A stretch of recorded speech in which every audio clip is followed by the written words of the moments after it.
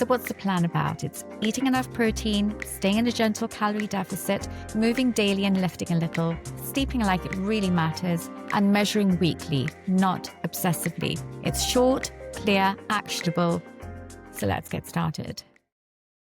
Welcome to Tell Me More with Monisha Mahtani, the podcast where we explore the story between the question and the transformation. I'm Monisha, a nutritionist with over 2 decades experience, wellness strategist, and deeply curious about the inner lives behind the outer success. This episode is sponsored by nutritionBAND, a platform with affordable healthy meal plans, programs, and recipes. Today's mini class is for anyone wanting to start a weight loss plan using MyFitnessPal for tracking and a RENPHO scale for smart check-ins. So what's the plan about? It's eating enough protein, staying in a gentle calorie deficit, moving daily and lifting a little, sleeping like it really matters, and measuring weekly, not obsessively. It's short, clear, actionable. So let's get started. So step 1, the setup on MyFitnessPal, and this probably takes about 5 minutes. So you open up MyFitnessPal, you create your profile with your accurate age, height, weight, and activity. You put in your targets. So your starting point would be perhaps a deficit of 300 to 500 calories below maintenance. That's gentle enough and sustainable. Your protein should be your body weight times anywhere between sort of 1.6 to about 2 grams of protein a day. We're aiming for fiber about 25 to 35 grams a day, and water aim for about 2 to 3 liters a day.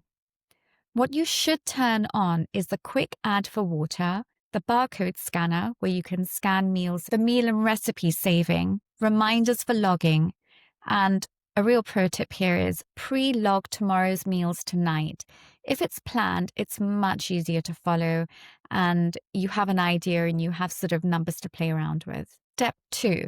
So you set up RENPHO, and you only need to do this once. You pair your RENPHO scale with the app, and you can even use some other scales as well if you have them and if they'll pair up as well. I'm just using RENPHO because it's much easier and I actually love that particular scale. I use it with my clients. You weigh once per day, the same time if possible. So after the bathroom, before food, and with minimal clothing.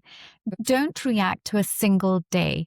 Watch the 7-day trend. So the metrics to follow are, in order, the weight trend, and that's look at the moving average, your body fat percentage trend, your muscle mass, aim to keep that or increase that, your visceral fat score, that should go down over time.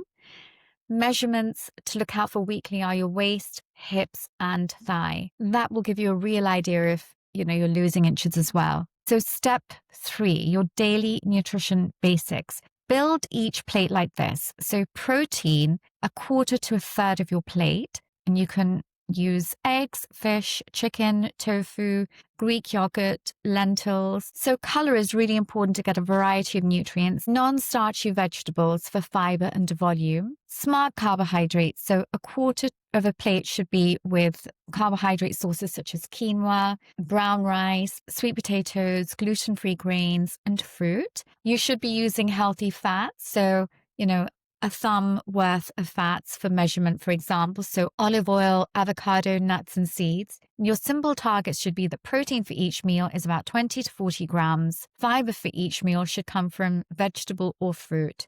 And your carb timing should be around training or your busiest part of the day and when you feel really hungry. So treats fit into the calorie budget. Nothing is off limits. It's just logged, and that way you can track it. So what's a good snack formula? Protein and fiber, or protein and fruit. And examples of that are cottage cheese and berries, a protein shake and a banana, hummus, and vegetable sticks. Those are examples. Step 4, movement and training. Your daily step goal should be 8 to 10,000 steps as a start. Short walks after meals really help with blood sugar. Strength train about 2 to 3 times a week. What can you do? You can do squat, hinge exercise such as legs and glutes, push and pull exercise, so chest, backs, arms, your core, that's anti-rotation planks.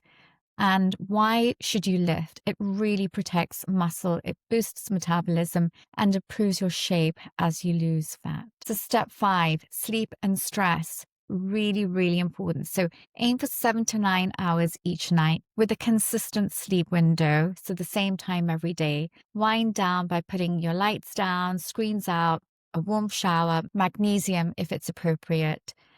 And it's really important to de-stress. Use apps if you need to, anything where you sort of get into that very calm state. High stress equals high hunger. So breathe first and then decide. So what should your weekly rhythm be? Your check-in ritual. So daily, you should be logging your food, steps, and drinking enough water. Every morning, you should be using the RENPHO scale to weigh in. Ignore the noise, note the trend, and weekly at the same time every day, review MyFitnessPal and look at your 7-day average calories. Review the weight trend, not the single number. Look at your waist measurement because that's really important. Adjust your calories by about 100 to 150 calories only if the trend stalls after about sort of 14 days. Green flags, there's steady energy, good digestion, fewer cravings, and you're stronger in the gym. And what are the red flags? Constant fatigue, hair and skin changes, missed periods, increased calories, and then prioritize protein and sleep if that happens. What are some common roadblocks? You know, when you're really perfect Monday to Friday, and then the weekends you completely blow it and you perhaps overeat or eating out, maybe you're drinking alcohol. It's really important to plan anchor meals on the weekends. So go protein heavy with breakfast, have a late lunch, and log drinks honestly. Pre-log the event as well, because that can really help. If you're hungry at night, what do? You move carbs to dinner. Add 20 to 30 grams of protein at night. Consider a warm decaf beverage or yogurt and berries, something where it sort of takes away the hunger, but it doesn't do the damage. If your scale has spiked by about 1 to 2 kilos overnight, what do? Nothing. That's sodium, carbs, alcohol, poor sleep, whether you've been overindulging at the weekend. Return to your plan. Look at the weekly trend, not just today. When you're traveling and eating out, protein first at restaurants, half the starch, and double the veg. So what does one simple day look like? Like a template. So breakfast, you could start off with Greek yogurt, berries, chia that have been soaked overnight, coffee, tea, enough to sustain your energy until lunchtime. For lunch, you could try a chicken salad bowl, greens, tomatoes, cucumber, olives, olive oil. If you're vegetarian, you could replace the chicken with tofu, which is a complete protein. You could have, as a snack, you could do a protein shake and an apple.